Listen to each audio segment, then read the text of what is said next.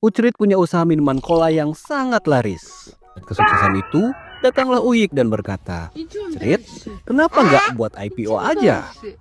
IPO adalah Initial Public Offering.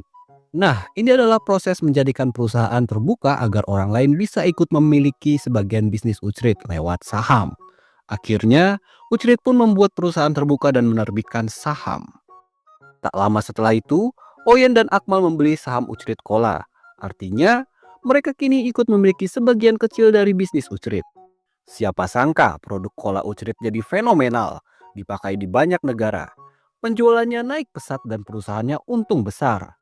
Karena laba melimpah, Ucrit membagikan dividen kepada pemegang saham seperti Oyen dan Akmal. Nah, sekarang apa itu dividen? Dividen adalah pembagian keuntungan perusahaan kepada pemegang saham. Biasanya dibagikan oleh perusahaan besar dan stabil seperti Coca-Cola. Di Indonesia, salah satu yang rutin bagi dividen adalah saham BCA. Rata-rata dividen sekitar 1 hingga 3% per tahun. Biasanya dibayar setiap 3 bulan sebelum dipotong pajak dividen. Nah, inilah istilah-istilah saham yang akan bagi dividen. Informasi seperti ini biasanya diumumkan di media keuangan.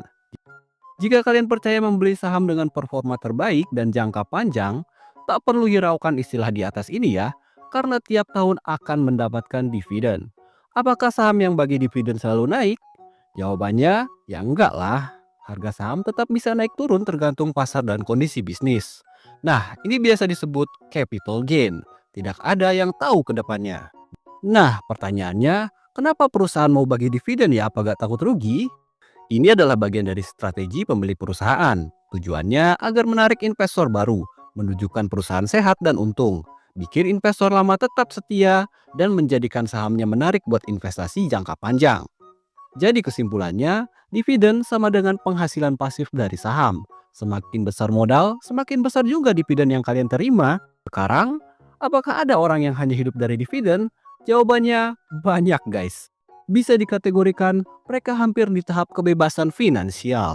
Bayangkan jika kalian investasi di saham yang rutin bagi dividen 1 hingga 3% per tahun dengan nominal 10 miliar. Kalian akan mendapatkan dividen 100 juta sampai 300 juta per tahun. Belum termasuk pajak ya. Dan kalian gak perlu ngapa-ngapain guys, hidup dari dividen. Gila kan ilmu ekonomi bisnis ini?